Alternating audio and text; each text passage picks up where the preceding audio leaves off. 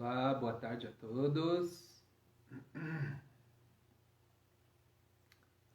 Namastê.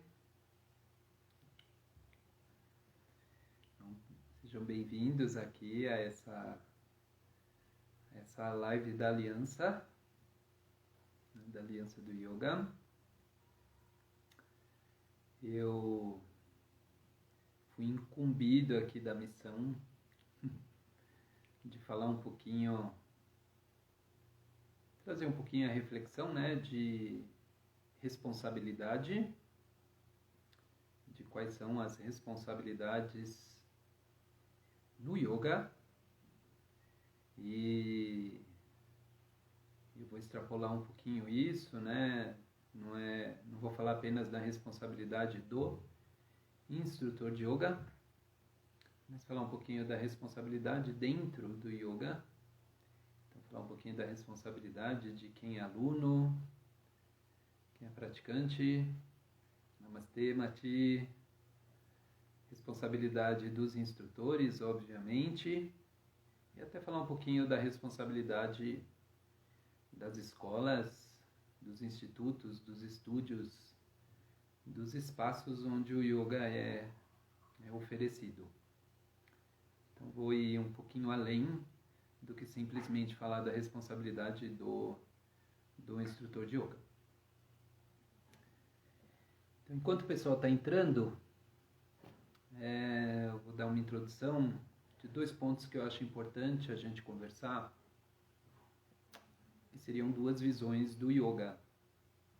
A gente sabe que sempre tem um debate sobre aquilo que é tradicional e sobre aquilo que é novo. Então nós temos aí em várias vertentes isso, né? A gente tem aí o Vedanta, que é um dos darshanas importantes do hinduísmo, e aí a gente já ouviu falar de Neo-Vedanta. A gente tem o Tantra e o que é falado então de Neo-Tantra. E eu acho que dentro do yoga também, oi Sandrinha, namastê. Dentro do yoga a gente fala também do yoga tradicional, e ainda não ouvi esse termo neo-yoga, mas a gente sabe que a gente tem o yoga contemporâneo. Então, antes da gente conversar sobre essas responsabilidades, trazer um pouquinho, ou incitar um pouquinho essa discussão, né, sobre o yoga, aquele yoga tradicional, aquele yoga que nasce dentro de uma cultura milenar, né, na cultura hindu, e esse yoga que está vivendo hoje em dia. Hoje, Sara, namastê. Então, pessoal, se vocês quiserem também, podem ir colocando aí, tá, sugestões. Estou aberto aí a esse debate também. Então, eu queria colocar esse yoga aí, essa visão, ou questionar isso de 2 formas. O yoga, vamos dizer assim, tradicional, e quando eu digo tradicional, não estou querendo dizer um yoga clássico, yoga de Patanjali, mas sim as várias vertentes de yoga que pretendem proporcionar para a gente um estado que é chamado de moksha, que é um estado de libertação mesmo, um estado de autoconhecimento, um conhecimento de quem a gente é de verdade em essência. Então, vou chamar isso de um yoga tradicional, porque as origens do yoga pretendem trazer a gente para a percepção de quem a gente é verdadeiramente, e não necessariamente de quem a gente está sendo nesse momento. Eu coloco dessa forma porque nós vivemos vários personagens no nosso dia a dia. Então, vários personagens fazem parte da nossa história, da nossa vida. Mas nós somos uma presença. E essa presença, em muitos momentos, se utiliza de vários personagens para viver no mundo, para desfrutar o mundo, para andar, para aprender, para errar, para fazer tudo aquilo que a gente, ser humano, faz. E esse yoga tradicional que eu estou falando dessa forma, deixar claro que eu não estou falando do yoga de Patanjali, o yoga clássico, mas a visão tradicional de yoga, que é a ideia de trazer a gente para a percepção de quem a gente é, independentemente de qualquer papel que a gente execute na vida. Essa é uma vertente. Então a gente está falando de yoga, a gente fala disso. Mas existe também a outra forma de se utilizar o yoga. Então seria uma forma de se utilizar o yoga como uma via terapêutica. Então estudo aí do yoga, o yoga de várias vertentes de yoga sendo utilizado para vários males que a gente pode ser acometido, né?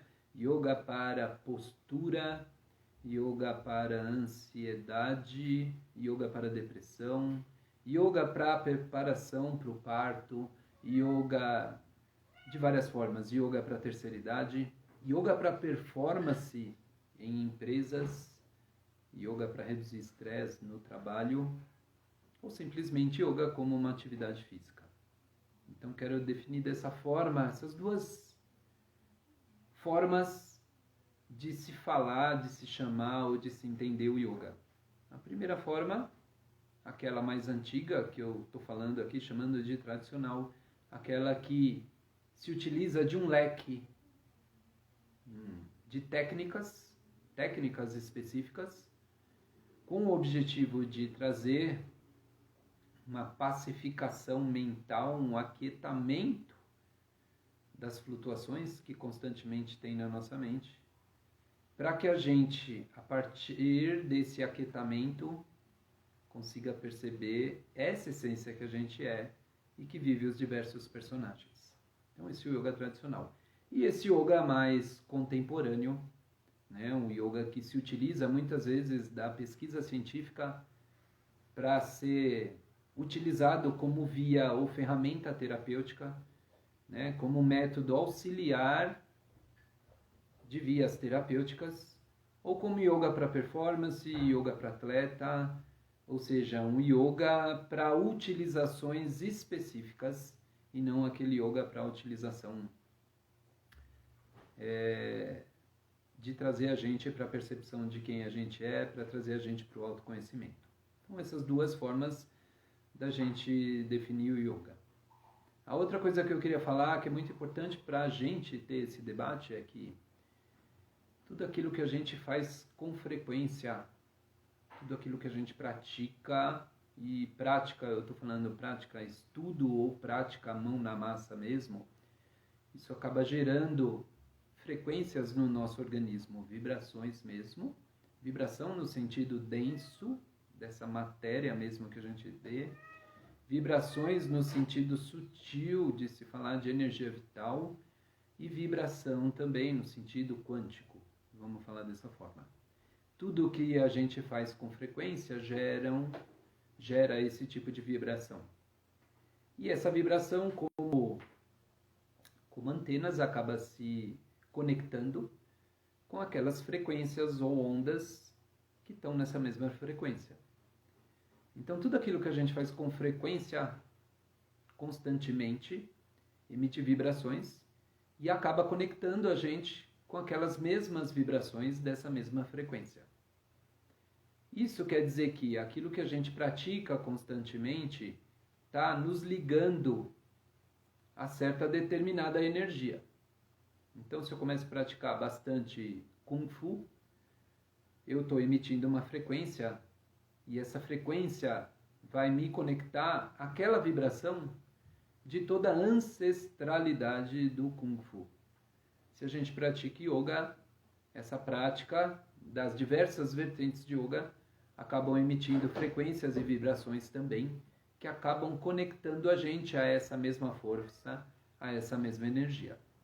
Então, se eu pertenço a uma linha de yoga específica, a prática específica daquela linha faz com que eu me sintonize com aquela frequência e essa sintonia acaba me fortalecendo e acaba me conectando a toda essa egrégora, a toda essa força daquela mesma linhagem. A partir disso, a gente sabe que tudo aquilo que a gente vai transmitir para alguém vai ter mais força e vai ter mais verdade se a gente praticar aquilo, se a gente se dedicar de verdade a essa prática. Se a gente se dedica ao ensino de alguma disciplina, de alguma matéria, e é um ensino que venha simplesmente da parte teórica, a gente não tem uma vibração específica que consegue traduzir de verdade a frequência e a energia daquilo que a gente obtém quando a gente pratica. Então, o praticar, o se dedicar, faz com que a gente adquira algumas frequências que vão nos conectar a todos aqueles que passaram por nós irradiando a mesma frequência. Isso quer dizer que se a gente entra em prática de yoga, a gente acaba entrando na mesma frequência de outras pessoas que também executam essa mesma prática ou essa mesma vertente em qualquer lugar do mundo. E da mesma forma, a gente acaba se ligando aos antepassados que vibraram essa mesma frequência e que chega a nós através dessa força gregária, através dessa força da prática. Então, a gente consegue transmitir algo de forma verdadeira se a gente tiver realmente experimentado aquele algo. Né? Se alguém explica para a gente o gosto de uma fruta, por exemplo, você pode ter uma ideia do que é aquela fruta. Quando você colocar na boca, quando você mastigar, quando você colocar o tato naquilo, você vai ter de verdade o que é realmente aquela fruta. Então, partindo dessa ideia, só a experiência direta, que é muito individual, no caso do yoga principalmente, só essa experiência direta, vai fazer a gente se sintonizar com a força do yoga e fazer a gente realmente vivenciar, experimentar diretamente a verdade daquilo que a gente praticou. E o que acontece? A gente sabe que essa experiência direta, que culmina nessa verdade do que é o gosto realmente daquela fruta, às vezes ela é passada de diversas formas, né? Então, no caso da fruta, a gente pode ter um nutrólogo que experimentou a fruta, mas que estuda os nutrientes. Ele vai trazer uma explicação da experiência direta que ele teve através da nutrologia. Se a gente pegar um chefe de cozinha que vai ter experimentado aquela fruta também, mas que tem uma outra forma de abordar, ele vai trazer uma explicação diferente. A partir disso, dentro do autoconhecimento, nós temos milhares de vertentes, não só vertentes dentro do yoga, mas milhares de vertentes que pretendem trazer para a gente vias para a gente chegar na percepção de quem a gente é. Vias que se manifestam de formas diferentes, mas que quando a gente se dedica àquele tipo de prática, a gente adquire a experiência direta. E essa experiência direta ninguém pode negar. Porque quando você coloca algo na boca e é doce, você sabe que é doce. Se alguém te falar é mais ou menos doce como tal coisa, você vai ter uma ideia não real da coisa. Então, só a experiência direta é o que vale. E a partir disso, a gente vai desenvolver esse raciocínio, então, de responsabilidade. Então, o que é responsabilidade mesmo? Eu fui dar uma pesquisada até na internet. É o ato de responder. Responsabilidade é o ato de responder pelas próprias ações e pelas ações de terceiros também. É quando a gente consegue pensar sobre os nossos atos e, obviamente, isso tem o quê? Tem uma relação com o outro. Então, a responsabilidade, fazendo com que a gente tenha definição e consiga também pensar os nossos atos, acaba se refletindo numa relação que a gente estabelece com o outro. E esse outro que eu estou falando é outra pessoa, um outro animal, o meio ambiente, a sociedade que a gente vive ou todas as relações que podem acontecer. Então, quando a gente fala em responsabilidade, a gente tem que trazer a ideia de que isso é uma sintonia que vai acontecer com o outro, né? É pensar o meu próprio ato e como que essas ações que eu agir vão me influenciar, mas também como essas ações vão influenciar terceiros. E terceiros podem ser humanos ou não necessariamente humanos. Então, a partir disso, a gente pode desenvolver a ideia do que seria uma responsabilidade, né, no yoga, de alunos, de praticantes de yoga. Porque a gente fala de responsabilidade, parece que responsável é só o instrutor. Mas a gente sabe que o aluno também tem responsabilidade. Então, qual seria a responsabilidade de um praticante de yoga? De novo, fica aberto se vocês quiserem colocar algum comentário, algum ponto de vista, tá? Fiquem à vontade também. Então, a primeira coisa que eu acho fundamental para um aluno é ele manter uma atitude e uma consciência crítica.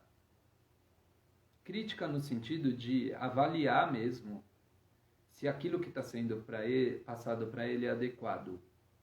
Né? Crítica no sentido de até onde eu posso chegar, crítico com o seu corpo. Então, primeira coisa, que faz parte já da proposta do yoga como via de autoconhecimento. Até onde o meu corpo pode ir. Então, eu estabeleço aí uma consciência crítica de daqui para frente eu vou, daqui para frente eu não vou. E isso já bloqueia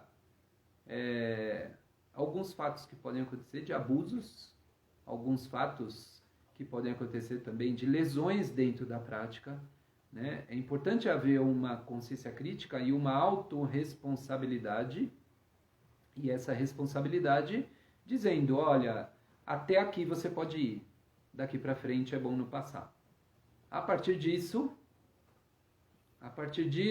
é da responsabilidade também daquele que sofre alguma lesão, é da responsabilidade também daquele que sofre algum abuso para evitar esse tipo de lesão e algum abuso. Né? Tudo bem, a gente pode ter um conhecimento do corpo, conhecimento da fisiologia, da anatomia, mas é só o praticante que vai saber se aquilo que ele está executando pode lesionar o organismo dele ou se está passando do ponto. Então isso é muito importante até para a gente, como instrutores de yoga, passar isso para os alunos, que ele também é responsável pelo processo, já que a responsabilidade é pensar sobre os próprios atos e os atos de terceiros também.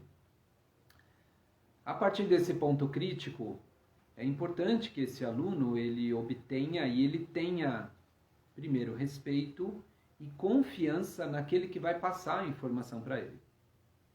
Então, sem respeito, nada vai acontecer. E a confiança também é importante. Porque se você confia, logo, confia mantendo esse aspecto crítico, você vai conseguir dar um passo a mais e você vai conseguir ir além dos seus próprios limites, respeitando, obviamente, seu organismo, sua mente, seus valores, mas você consegue, através dessa confiança naquele instrutor, galgar passos mais avançados, porque você acredita, né? Porque você confia e porque você tem respeito naquele instrutor também. Outra coisa extremamente importante é a observação do que a gente chama, né, de satya, de verdade, desse aluno, da pessoa que pratica yoga. Na verdade tá bom para mim ou não tá bom para mim. Esse tipo de técnica eu gosto, me faz bem, ou esse tipo de técnica não me faz bem. Então é uma verdade que ele precisa ter com ele mesmo para encontrar aquela prática que é ideal. Né? Prática ideal por quê? Porque existem tantas vertentes de yoga que a gente pode sim escolher. Eu preciso ter sintonia, respeito e confiança no lugar que eu vou praticar, com a pessoa que vai me transmitir essa informação, e a partir disso eu preciso ser verdadeiro com essa pessoa também. Né? Verdadeiro no sentido, olha, isso aqui não foi legal para mim, e a partir disso eu preciso conversar com o meu instrutor.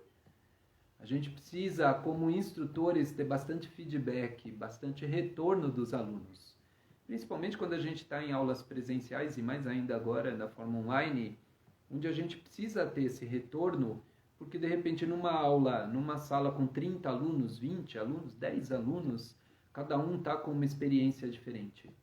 Então é uma responsabilidade desse aluno transmitir a verdade do que a prática está acontecendo com ele e principalmente conseguir transmitir isso, falar diretamente.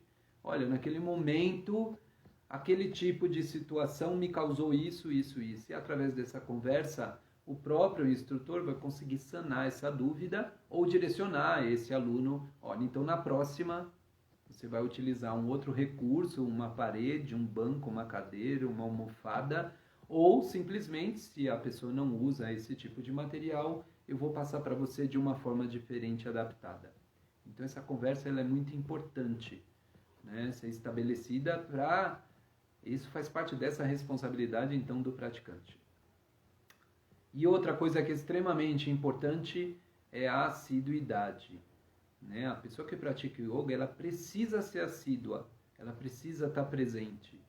Se ela não estiver presente, ela não vai alcançar os objetivos que a prática pretende trazer. Se ela não está presente, ela não vai observar um certo avanço dentro da prática.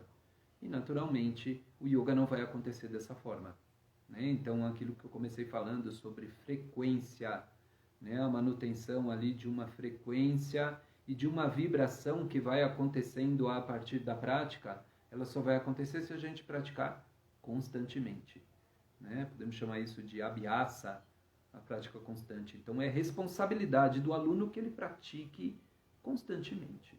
E, principalmente, se ele vai praticar constantemente, aquilo que a gente tem muita dificuldade, principalmente aqui no Brasil, que é a pontualidade, né? Chegar na hora. Eu, particularmente, eu gosto de começar a minha prática, é quase um ritual a prática. Então, eu gosto que a pessoa chegue na hora, porque cada minuto, cada segundo, cada técnica é importante na construção de toda aquela aula que vai acontecer. Então, é extremamente importante a gente desenvolver isso. Nós, como instrutores, e principalmente os alunos. Então, trazer esse tipo de educação também para os alunos, de o quão importante é estarem presentes na hora que a prática vai começar. E, principalmente, a assiduidade, a constância, né? Se você faz 2 vezes por semana, fazer 2 vezes por semana, né? Porque só dessa forma o yoga realmente vai acontecer. Senão, daqui a pouco a gente fala, o yoga não serve muito. É óbvio, você não se dedicou, não praticou. Então, isso são responsabilidades do aluno, né? Adquirir um lugar, encontrar um instrutor que seja da sua confiança, né? Que tenha sintonia com você. Mesmo dentro disso, manter um senso crítico, né? Só a gente sabe o que está acontecendo no nosso corpo. Observar a assiduidade sempre na prática e esse diálogo importante com o instrutor, né? Falando, dando retorno de como foi o efeito da prática, em que momento da prática foi muito difícil. E essa pontualidade também é extremamente importante, não só no yoga, né? Mas na vida inteira a gente consegue observar isso.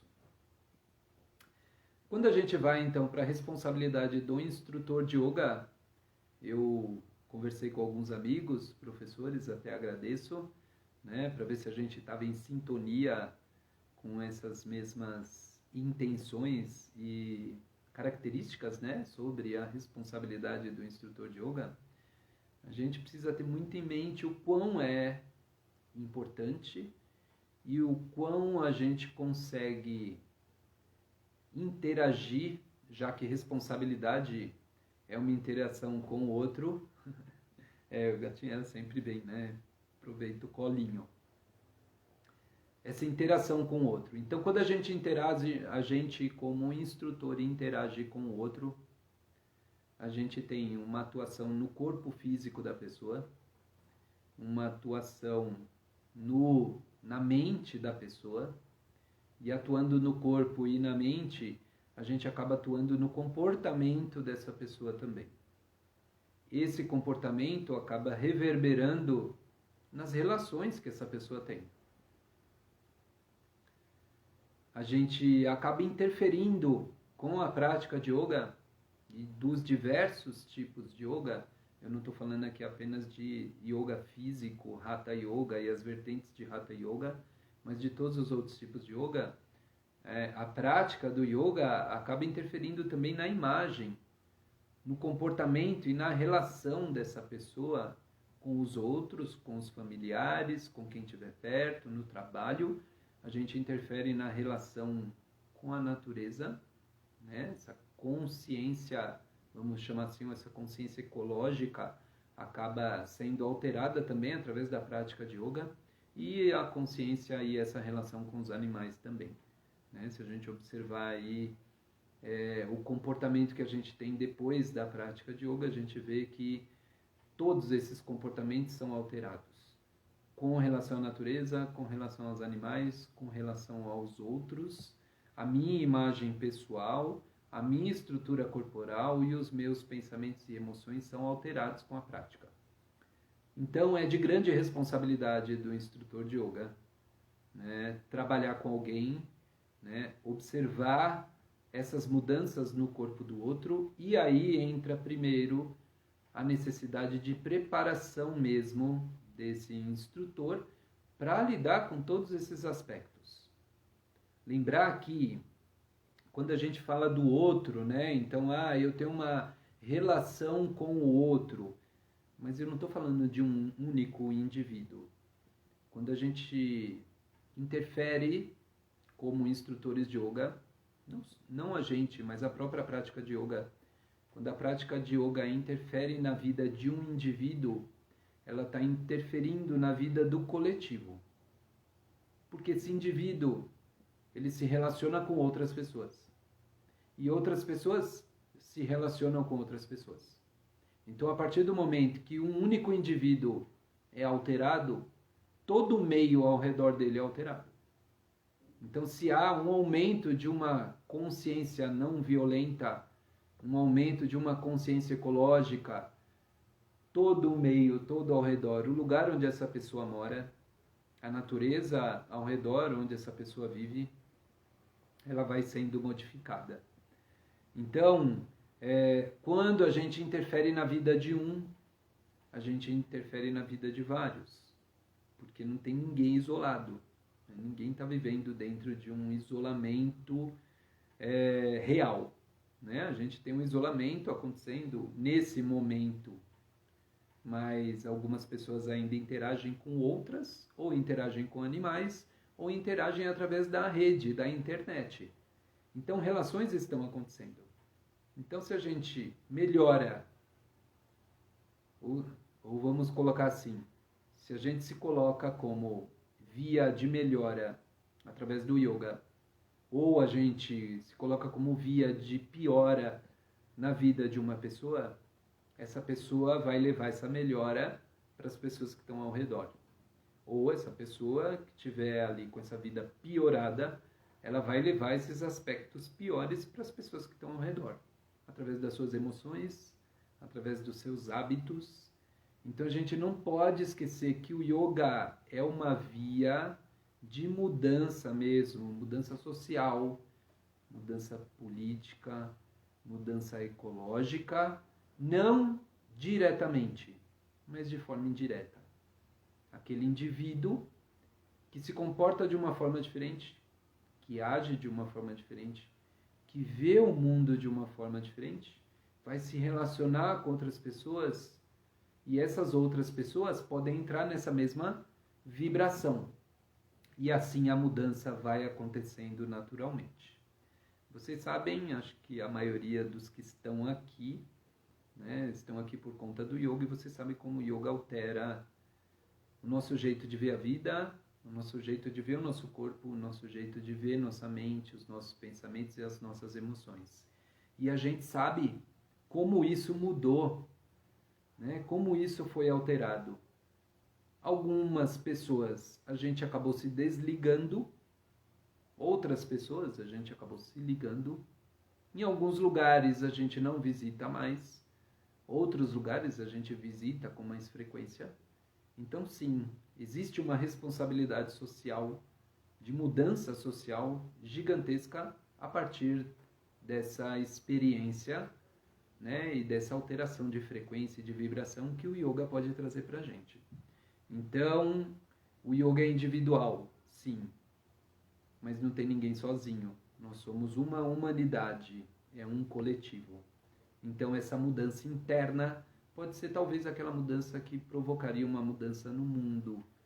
Que a gente tem visto eras, milênios, em todas as raças, em todos os países, em todos os cantos, uma mudança tentando acontecer de fora para dentro, mas nunca houve uma alteração verdadeira. Só uma alteração de dentro para fora vai conseguir fazer uma mudança externa. Embora, como eu tinha falado, o objetivo inicial e mais antigo do yoga nem é esse, né? É fazer a gente perceber nossa verdadeira natureza. Mas em percebendo nossa verdadeira natureza, a gente deixa de se identificar com aquelas coisas que não fazem parte da nossa verdadeira natureza. A gente deixa de dar valor e energia para aquilo que não corresponde à nossa verdadeira realidade. E simplesmente esse fato já provoca alteração no nosso organismo, alteração no coletivo que convive com a gente, alteração nos meios por onde a gente anda. Então nós temos aí que a responsabilidade, né, como alguém falou, é isso mesmo. É a responsabilidade do instrutor e é a responsabilidade do aluno também, né?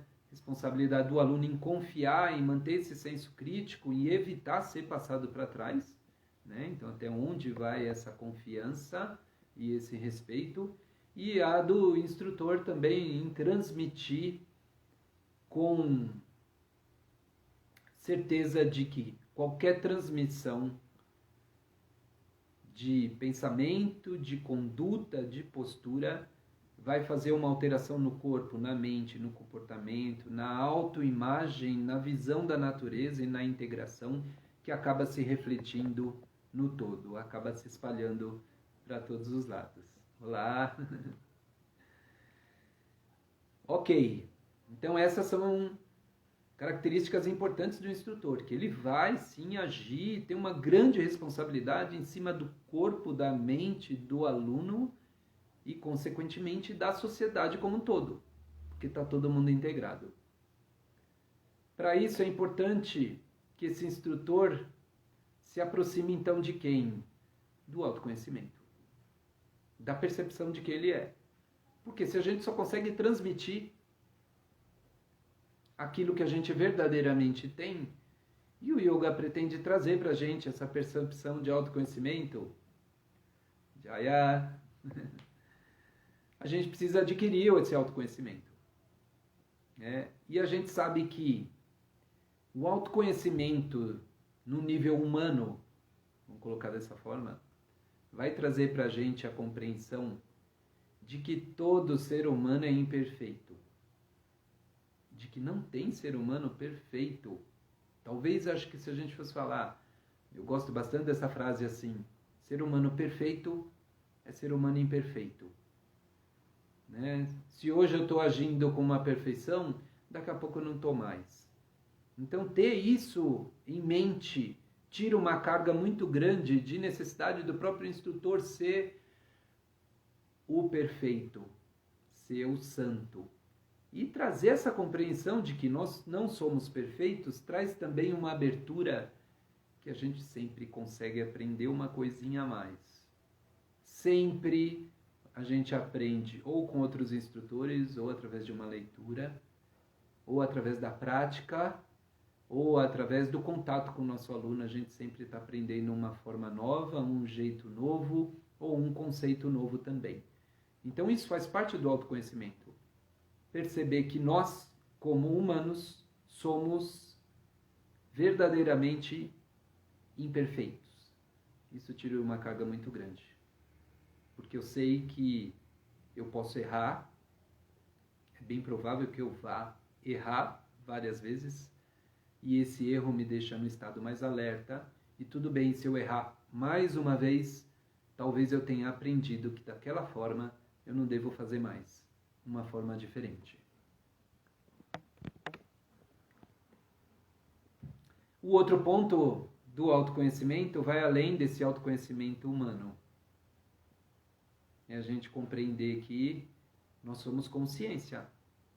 Logo, nós somos livres, sem limites, já que a consciência não tem forma, plenos, não precisamos de mais nada. Então nós somos sim a consciência que está aqui agora. Mas também essa pessoa que contém toda essa imperfeição. Essa pessoa que está aqui imperfeita é observada por quem? Por nós, que somos a consciência. Essa pessoa que está aqui agora, que você é agora, provavelmente não é a mesma pessoa que era quando esse corpo tinha 10 anos de idade. Então, quando você tinha 10 anos de idade. Provavelmente não vai ser a mesma pessoa se a gente chegar nos 80 anos. A mente mudou, o corpo mudou, os pensamentos mudaram, as atitudes mudaram, os conceitos mudaram. Tudo isso se modificou. Porque naturalmente é a lei natural. Tudo aquilo que a gente observa consegue se modificar. Mas eu estava lá quando eu tinha 10 anos de idade. Eu estava lá quando 20 anos aconteceu. Eu estou aqui hoje. E se esse corpo chegar a 80 anos, eu vou estar presente. Então isso que está sempre presente, quando a gente está acordado, está presente. Quando a gente está dormindo, também está presente. Porque somos nós que vemos os nossos sonhos. Então a gente está sempre presente. E esse que vê é aquilo que eu estou chamando aqui de consciência. Então esse autoconhecimento, perceber que sim, somos falíveis como seres humanos, mas que sim também somos consciência independentemente do que acontecer na vida humana. Nós somos consciência e estamos passando, observando essa manifestação que está acontecendo agora. Dessa forma, tira uma grande carga desse instrutor em ter que ser perfeito. E isso deixa a gente livre para falar que a gente não sabe. Então, o instrutor de yoga tem que falar que não sabe, porque tem muita coisa que a gente não sabe. Tem muito conhecimento no mundo que a gente não sabe. Tem muita coisa que a gente pode afirmar, eu preciso praticar mais isso, porque ainda não pratiquei o suficiente, já que eu sou imperfeito. Então isso tira da gente essa carga de ter que ser perfeito a todo momento e ter, principalmente, que ter tudo na ponta da língua. Não, eu não sei ainda, mas eu vou dar uma estudada, eu vou praticar para experimentar isso e através da minha experimentação eu posso te dar uma resposta se isso é verdadeiro ou não. Para atingir, então, essa percepção de que nós somos imperfeitos, a gente precisa olhar nossas imperfeições e aceitar elas. E para perceber que nós somos livres e consciência, a gente precisa então mergulhar nessa percepção de que a gente está aqui agora. E isso não é muito difícil, né? Porque a gente está aqui presente nesse momento, a gente está aqui, independentemente onde for o lugar que você estiver, se você está no trabalho, se você está na casa, se você está na rua, se você está assistindo isso no celular dentro do carro, independentemente onde for esse lugar, você está aqui, presente agora. Então, você, consciência, está aqui agora. O que está aparecendo é o que você vê. Então, o que tem aqui no seu aqui? No meu tem a sala da minha casa. Tem a gatinha que sentou no meu colo, tem eu conversando com vocês. Mas o meu é aqui. Se eu tiver... Obrigado, linda. Se eu tiver na praia, lá a praia é o meu aqui. Então eu vou falar, eu estou aqui. E no meu aqui está aparecendo a praia.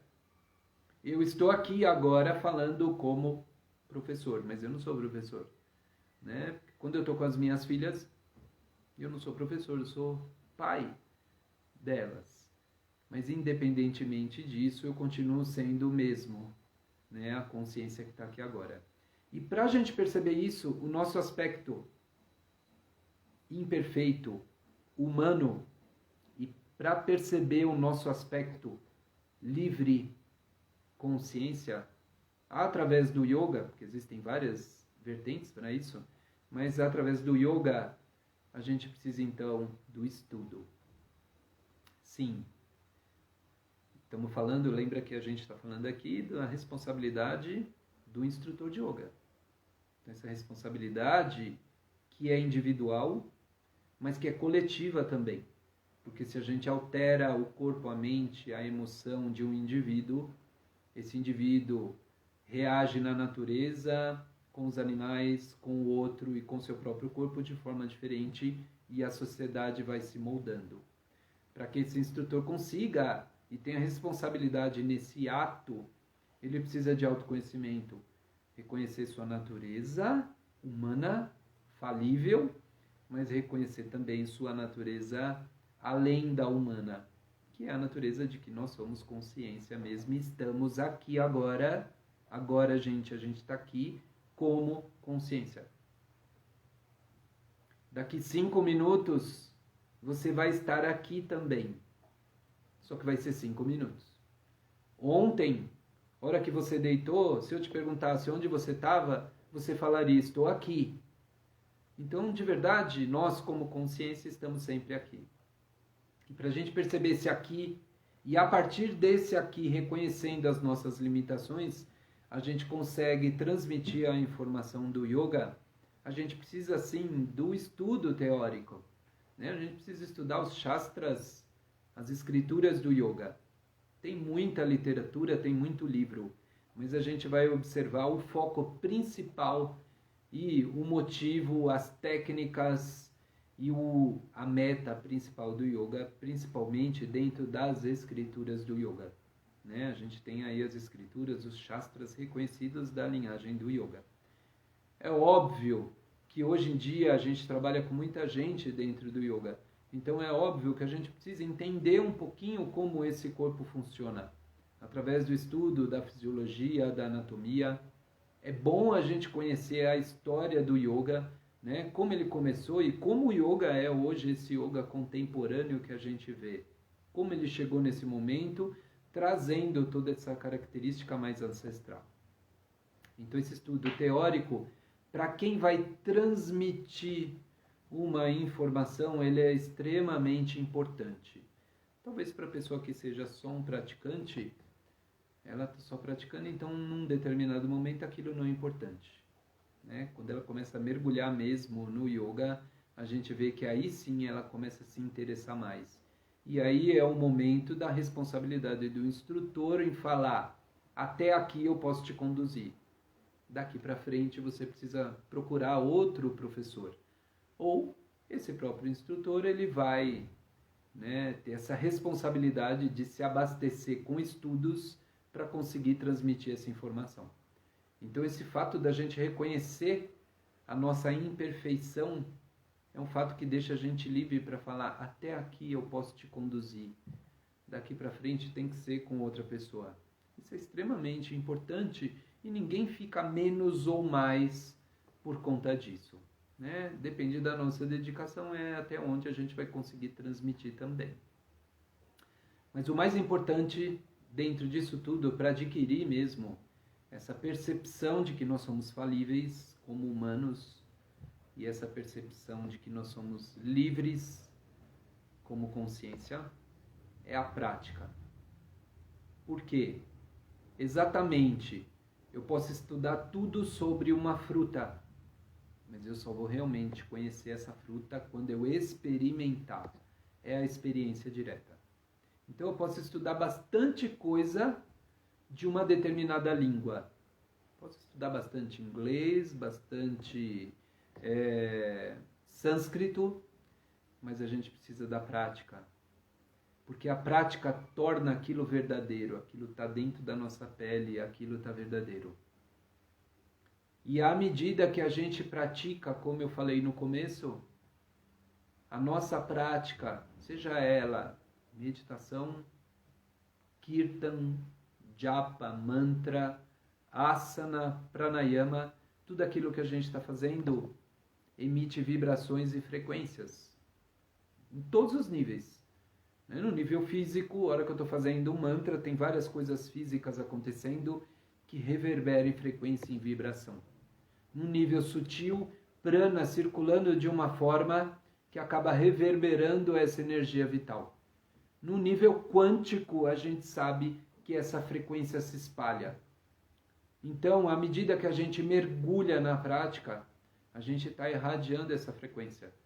E todos os nossos veículos, o nosso físico, o nosso mental, o nosso energético, o nosso intelectual, ficam impregnados dessa experiência direta.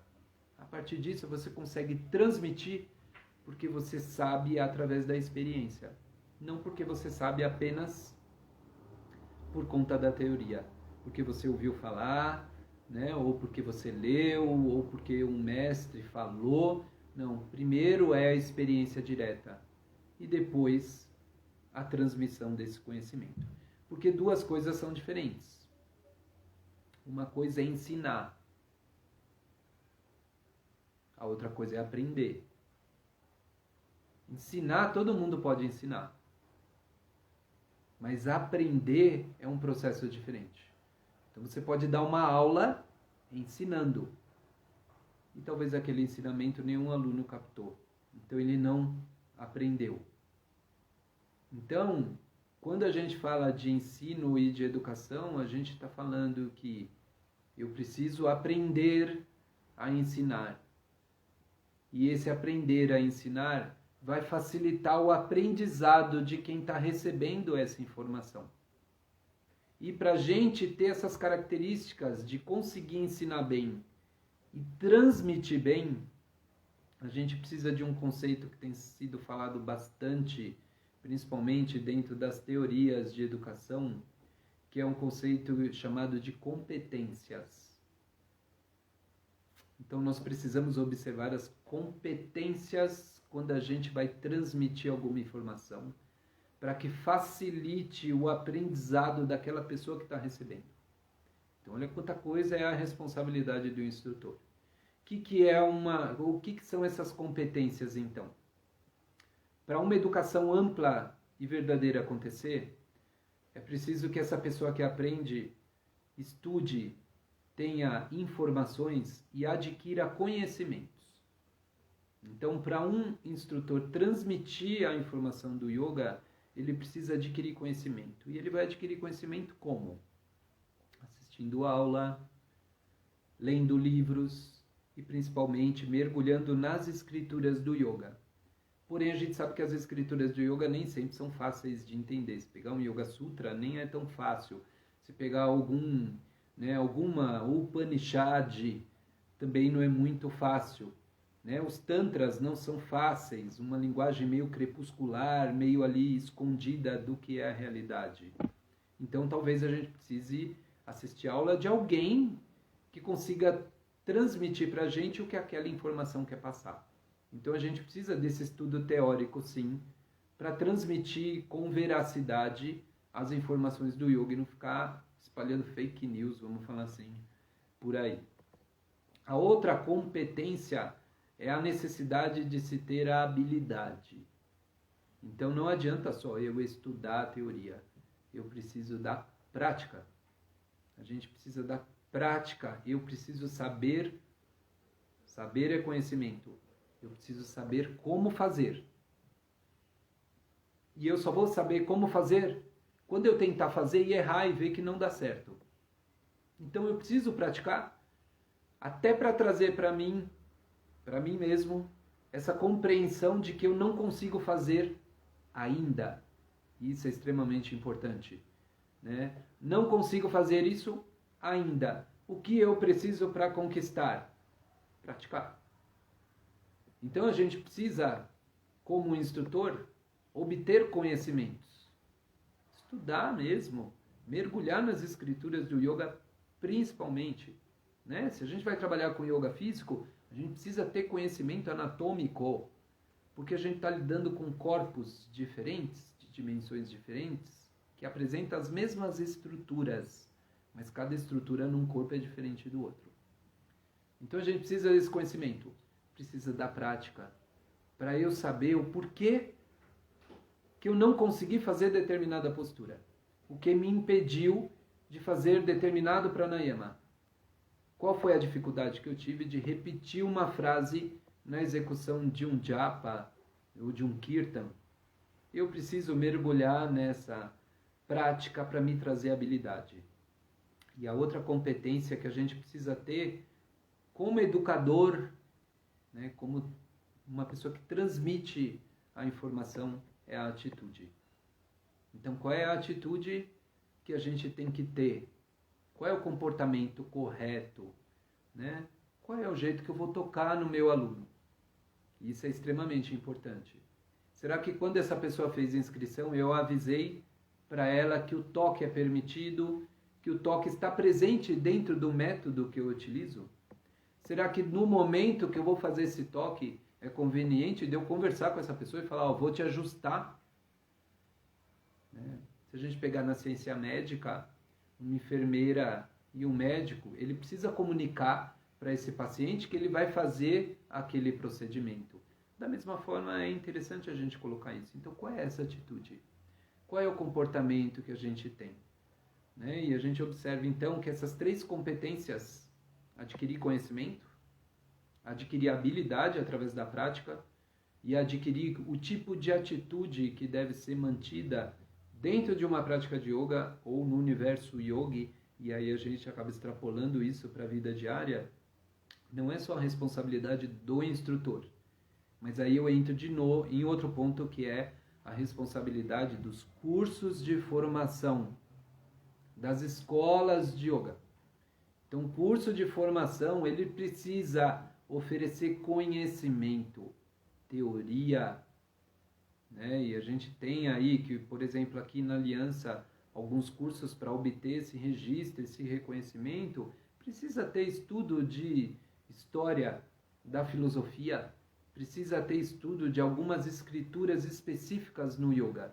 Então, a gente precisa desse conhecimento, né? A própria Aliança, você precisa ter X horas de teoria, X horas de filosofia, você precisa ter tantas horas do estudo de anatomia, e a gente está falando aí do fator conhecimento. O outro fator dentro dessa competência é a habilidade.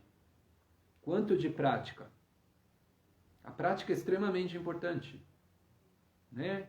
Então, se eu, como instrutor, só pratico na hora que eu estou dando aula, tem alguma coisa errada.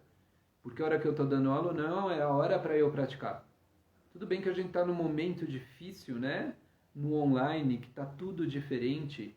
É difícil a gente ficar somente olhando para a tela. A gente demonstra. Mas uma coisa é a hora da minha prática e a outra coisa é a hora da minha aula. Então isso eu adquiro através desse treino da minha prática, essa habilidade. E qual tipo de atitude a gente deve ter? Porque, por exemplo, a gente estava esses dias conversando e os alunos ficam olhando para a tela quando a gente está no online. E eu e a Roberta, a gente começou a colocar nas nossas práticas o comando. Você não precisa olhar para a tela toda hora. Ouve e você olha para o que está acontecendo dentro do seu organismo. Porque a gente começou a observar que tinha muita gente que ficava mais preocupado com o que ela estava observando na tela ou do computador ou do celular do que percebendo o que estava acontecendo no corpo dela. Então, um comando bom para a gente fazer. Então, que tipo de atitude deve ter? Qual é a atitude de um praticante quando ele entra num espaço de yoga? Ele deve tirar o sapato? Né? Como ele entra? Como ele chega na sala atrasado, abrindo o mat dele de qualquer jeito? Ele pode entrar na sala depois que começou a aula ou não? Então, o estabelecimento dessa atitude é extremamente importante. Então, nós, como instrutores, precisamos sim desenvolver conhecimento, que vem através do estudo teórico, a habilidade, através da prática, e a atitude, que vem também do conhecimento, da habilidade, e principalmente vem da observação de como esse instrutor se coloca. Porque não tem jeito, o instrutor acaba sendo um modelo. Então, da maneira que a gente se coloca, mesmo entendendo que nós somos, como humanos, imperfeitos, mas aquilo que a gente está fazendo acaba reverberando, né, como imagem pessoal, como exemplo. Então, é extremamente importante tanto para os cursos de yoga, como para os instrutores desenvolver essas 3 competências, que é o conhecimento teórico, que é a habilidade e a atitude. Por quê? porque isso vai fazer com que a gente interaja com os nossos alunos de forma responsável. E esses alunos, pegando essa via, essa transmissão do conhecimento, vão aprender o yoga e todo o comportamento ao redor vai ser modificado.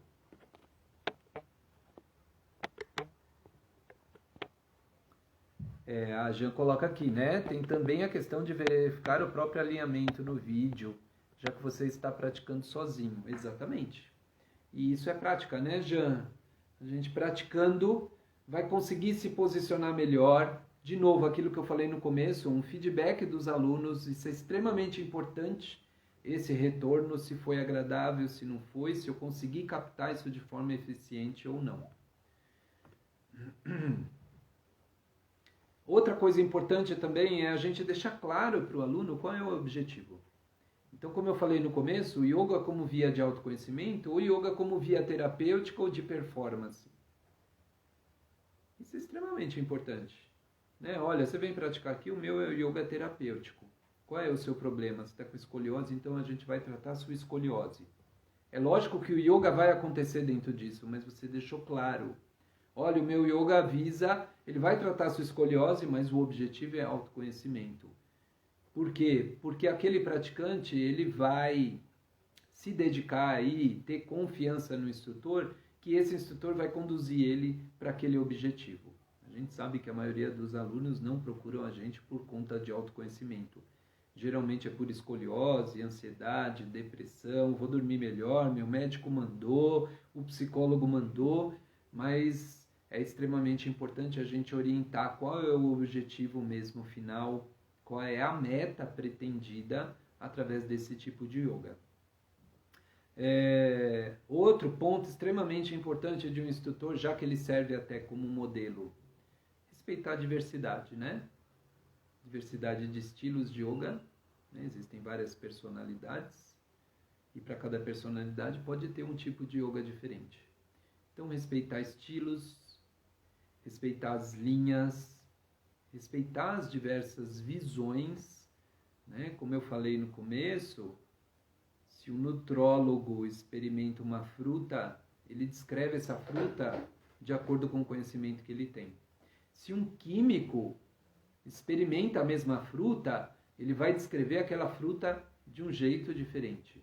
Então, a pessoa que experimenta o yoga, ela vai descrever o yoga a partir daquela experiência que ela teve. Então, não tem linha certa, não tem linha errada, mas existem versões diferentes. Essa diversidade é extremamente importante e extremamente rica também. Então, o meu yoga é melhor que o outro yoga. Parece, para mim, que a pessoa ainda não percebeu o que é o yoga. E que esse yoga pode aparecer de diversas formas, de formas diferentes também. Dentro disso, é importante a gente entender também que o yoga não pode servir como uma fórmula para manipulação doutrinária, né, de deixar de se transformar quase numa vertente religiosa mesmo. Eu sigo somente esse é o único caminho. Porque a gente sabe que existe isso dentro da vida humana. Então existem caminhos diferentes, que são colocados de forma diferente. Porque a pessoa que descreveu aquela experiência, ela descreveu da forma dela. Então, o que é importante? A experiência. E quando a gente vai para a prática não tem muito o blá blá blá da filosofia, do julgamento, mas é simplesmente o pranayama feito para em um estilo é o mesmo pranayama feito em vários outros estilos. Mas talvez a doutrina, a teoria do estilo seja diferente. Então, tudo bem, são vertentes diferentes. Extremamente importante também, já estou concluindo aqui, é a gente evitar os extremismos como instrutores de yoga, o fanatismo, que de novo vem dentro dessa vertente, né? Esse fanatismo, linhas de yoga diferentes, parece time de futebol diferente, né? Evitar esses extremismos, né? Evitar esse fanatismo mesmo da linhagem. Porque existem tantas vertentes que a vertente que serve para um pode não se encaixar dentro da minha personalidade. É uma linha que seja uma linha mais libertária e a gente tem, de repente, uma linha que tem normas mais rígidas, servem para pessoas diferentes, com personalidades diferentes.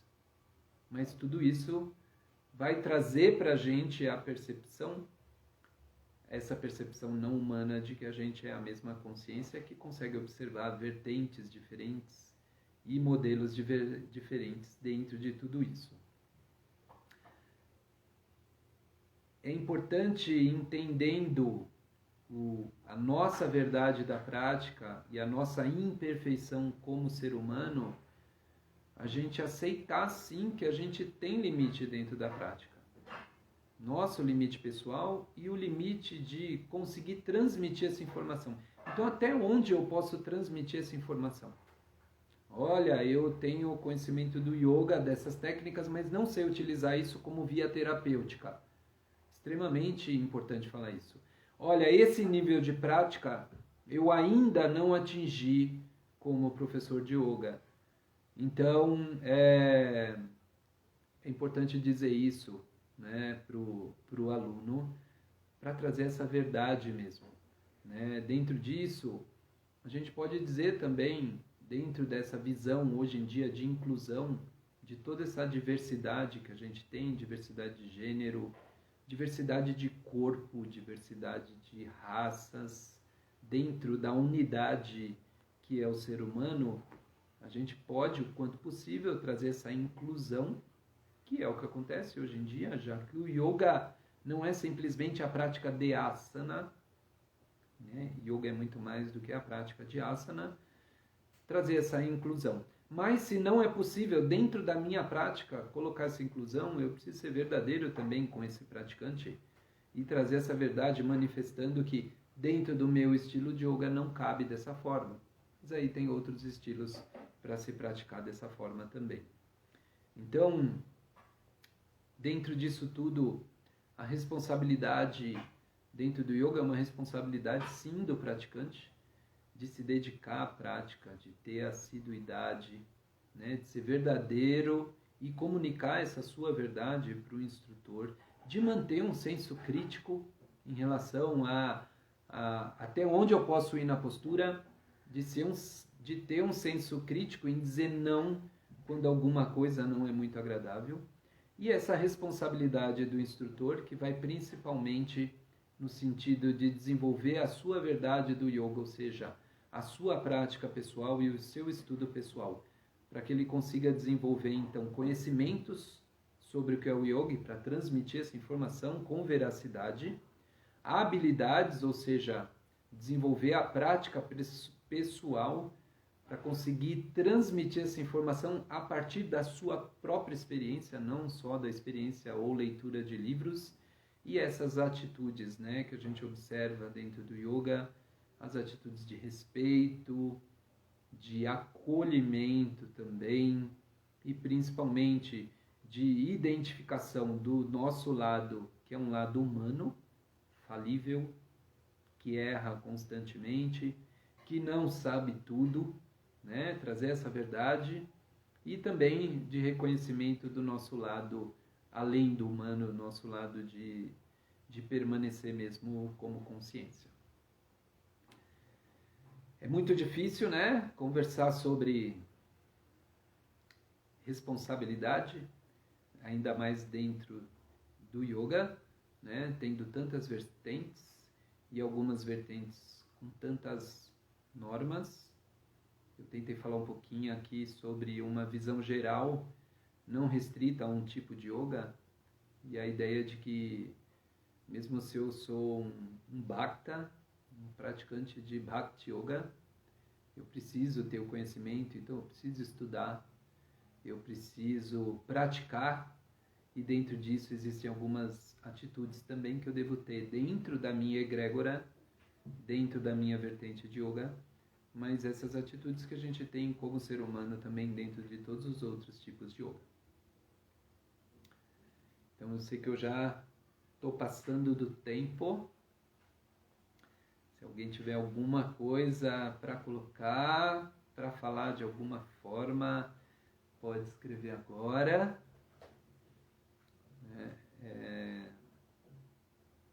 Lembrar disso também, né, da visão do yoga como via de autoconhecimento e da visão do yoga como uma via específica de ou uma via terapêutica ou uma via de preparação mesmo para o mundo cotidiano, ou seja, um yoga para o ser humano, um yoga para fazer a gente perceber que a gente é consciência além do ser humano. Então, agradeço aqui a participação de todos. Também agradeço, Mati. Agradeço aqui a presença. Principalmente agradeço ao pessoal da Aliança do Yoga, todo o seu corpo de diretor que ajuda muito a gente, né? Que trabalha com yoga. Lembrar que a gente ainda não tem uma profissão reconhecida e alguns anos atrás o yoga poderia ser condicionado à educação física e graças, né, a esse trabalho aí de vários anos e de muitas pessoas que abraçaram essa bandeira, né, da Aliança do Yoga, desde a primeira diretoria até a diretoria presente, e conseguiu tirar essa obrigatoriedade da gente ser condicionado e ter que fazer uma graduação em educação física para trabalhar com uma coisa que está além do físico, né? Que a gente pode, através do físico, trazer a percepção de quem a gente é, mas é algo que está além do físico. Então esse é um agradecimento que eu faço especial aí a toda a diretoria da Aliança do Yoga. Obrigado, pessoal. Boas práticas para todo mundo, bom estudo para todo mundo. Agradeço muito a presença. Namastê. Jaya.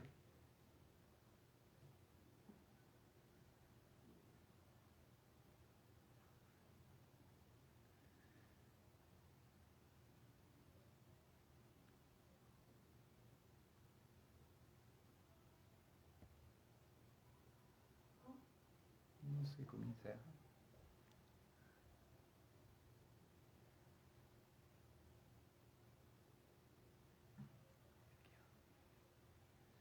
Aqui será, né?